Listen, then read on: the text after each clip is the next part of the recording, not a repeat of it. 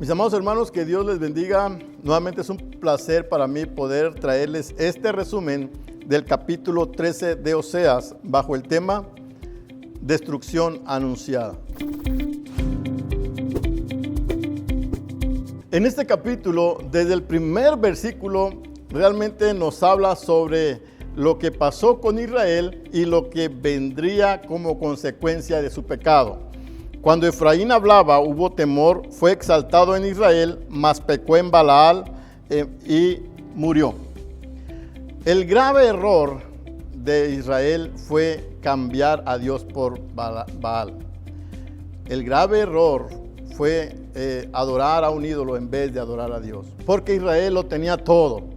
Israel tenía el respeto de las demás naciones porque adoraba al Dios verdadero, porque Dios los guiaba, los fortalecía. Entonces cuando Israel hablaba, dice, todos quedaban quietos, algunas naciones hasta miedo tenían. Pero sin embargo, la debilidad los llevó a adorar a el Dios, a Baal, y dice la Escritura, y murió. Prácticamente Israel mismo sentenció su futuro. Y no conformes con adorar a Baal, el pueblo de Israel permitió, o sea, sus reyes, permitieron que la idolatría fuera creciendo. Fueron elaborando más imágenes, a tal grado que decían, besen a sus imágenes, póstrense a sus imágenes, porque Él es el Dios.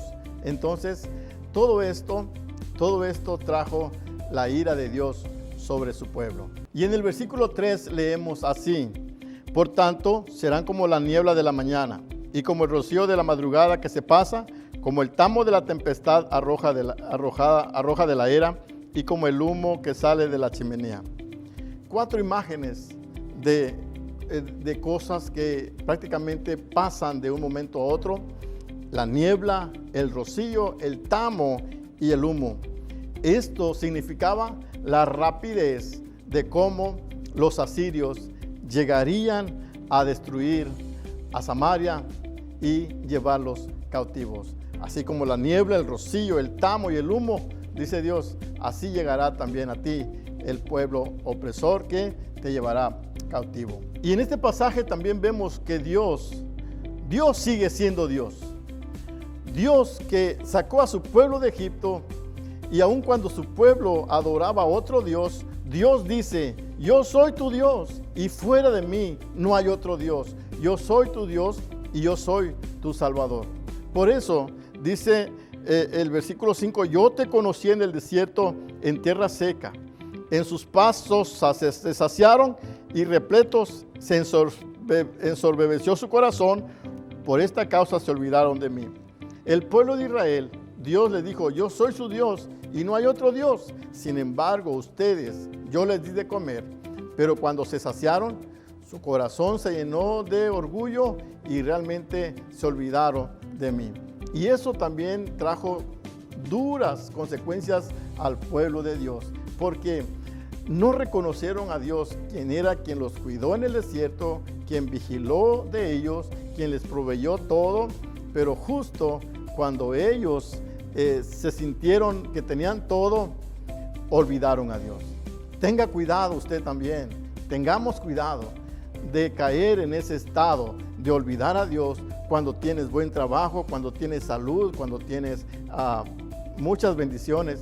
No te olvides de Dios, porque es algo que traerá duras consecuencias. Israel se olvidó de Dios cuando se sintió satisfecho. Un grave error que hoy en día la iglesia y el cristiano no debe de hacer. A raíz de este olvido de Dios por parte del pueblo de Israel, Dios también se expresa hacia ellos de una manera grande, enojado, y dice así: por eso voy a tratarte con la misma furia de un león. Me esconderé en el camino y te atacaré como un leopardo. Te atacaré como una osa que ha perdido a sus cachorros. Te desgarraré el pecho y ahí mismo te haré pedazos. Te devoraré como un león, una fiera salvaje. Estas imágenes de estos animales feroces, el león y el leopardo y la osa, ilustraban el enojo de Dios, hasta dónde Dios estaba enojado con su pueblo y cómo iba a actuar en contra de ellos. Esos animales eran muy conocidos por su forma de atacar, por su forma de matar a sus presas. Y es una imagen de la ira de Dios para su pueblo que le había dado la espalda por adorar a otros ídolos. La palabra de Dios dice que es horrenda cosa caer en manos del Dios vivo. Y algo que también Dios le recuerda a su pueblo es esto, que su pueblo prefirió un rey como a las otras naciones. Ellos realmente no estaban conformes que Dios los guiara, que Dios fuera su rey, cuando realmente con Dios tenían todo. Dios los guió, Dios los alimentaba, Dios era todo. Pero ellos prefirieron un rey que los guiara como las otras naciones. Y es lo que dice allí: ¿dónde está tu rey para que te guarde con todas tus ciudades y tus jueces, de los cuales dijiste, dame rey y príncipes? Tu rey, te di rey en mi furor y te lo quité en mi ira. Mis amados hermanos, el pueblo de Israel pidió un rey como las otras naciones, pero esto a Dios no le agradó, porque Dios dijo esto y le dijo a Samuel: Samuel, escúchalos, porque no te han desechado a ti. A mí me han desechado, dijo Dios. A mí me han desechado. Entonces, de ahí, mis amados hermanos, empezó pues ya a todos los reyes que el pueblo del norte tenía, Dios se los quitaría, porque ellos hacían lo que querían. Porque el pueblo ponía reyes y quitaba, pero no estaban realmente en los planes de Dios. Por eso, eso trajo también consecuencias graves, porque permitieron tanta idolatría a esos mismos reyes que realmente a Dios no le gustaba. Si el pueblo hubiera seguido a Dios, adorado a Dios y no hubiera pedido reyes, otra cosa hubiera pasado. Pero ellos prefirieron un rey que los gobernara antes que el rey de reyes guiara sus vidas.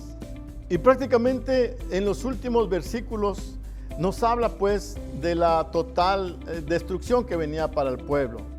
Realmente serían llevados cautivos, realmente morirían allá en Babilonia, porque Dios ya no tendría compasión de ellos, aunque después, como dicen en capítulos anteriores, habría un remanente que va a regresar. Pero por el momento, ese pecado de Israel tiene que ser pagado. Esa adoración a Baal tiene que ser pagada, porque Dios realmente está airado y dice que tiene guardado esos pecados, y llegará pues el juicio para Israel. ¿Y cómo llegará? Prácticamente por medio de los asirios, que llegarán, atacarán, asaltarán la ciudad y se llevarán cautivo a la gente. Ya no más habrá reyes que puedan defenderlos, porque prácticamente ellos están pagando por sus pecados. Por lo tanto, amados hermanos, qué gran enseñanza para nosotros tiene este capítulo 13.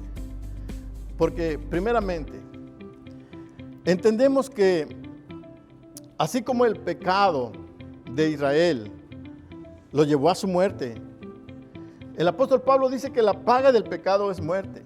El alejarnos de Dios prácticamente nos lleva a la destrucción, nos lleva a la muerte. Por lo tanto, no debemos nosotros vivir en pecado. Es tiempo de reconocer nuestros pecados, de arrepentirnos de todo corazón y de creer en Cristo como el único Salvador de nuestras vidas y de nuestros pecados.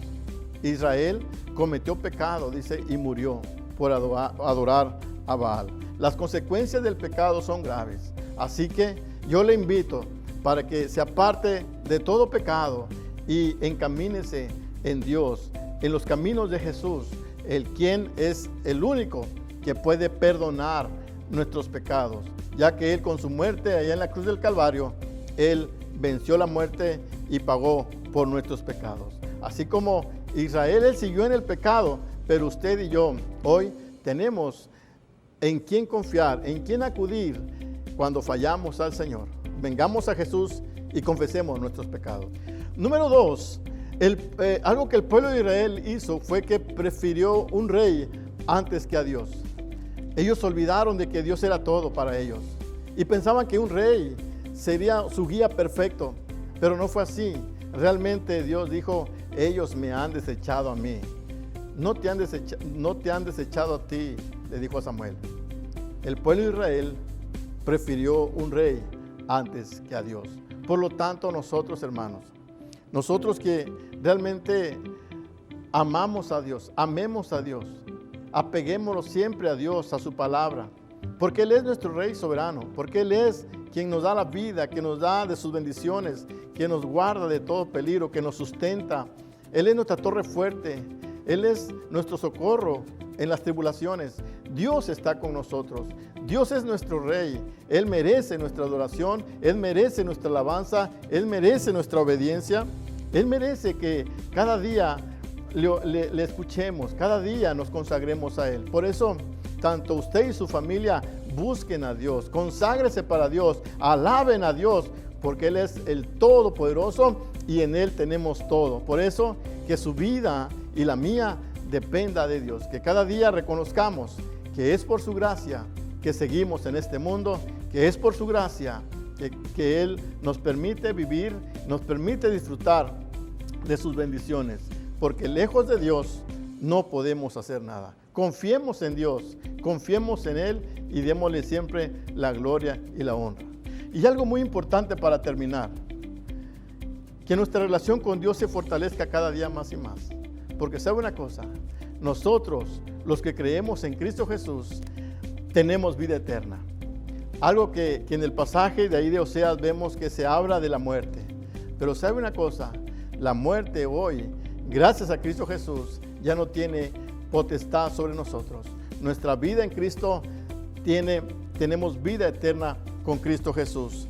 El que cree en Jesucristo, dice su palabra, que tiene vida eterna. Y un día nosotros dejaremos este mundo, moriremos, pero sin embargo, gracias a Jesucristo tenemos vida eterna y resucitaremos, así como Él resucitó. Y allá en 1 Corintios capítulo 15, ahí nos habla exactamente de la resurrección de Jesús, y también nosotros resucitaremos en aquel día glorioso. Por lo tanto, le animo a seguir confiando en Cristo Jesús, le animo a permanecer firme en Él, porque sabe una cosa, como cristianos tenemos una esperanza viva, y esa esperanza está en Cristo Jesús, quien ha venido a este mundo, ha muerto y ha pagado por nuestros pecados y ha resucitado, y por lo tanto usted, creyente en Jesucristo, resucitará también con Él para vivir una vida eterna con Él. Por lo tanto, apartémonos pues de todo pecado, obedezcamos a Dios y creamos en Jesucristo,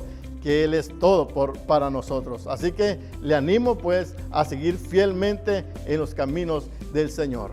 Nos vemos ya la próxima semana, donde estaremos concluyendo con este libro de Oseas. Que Dios les bendiga.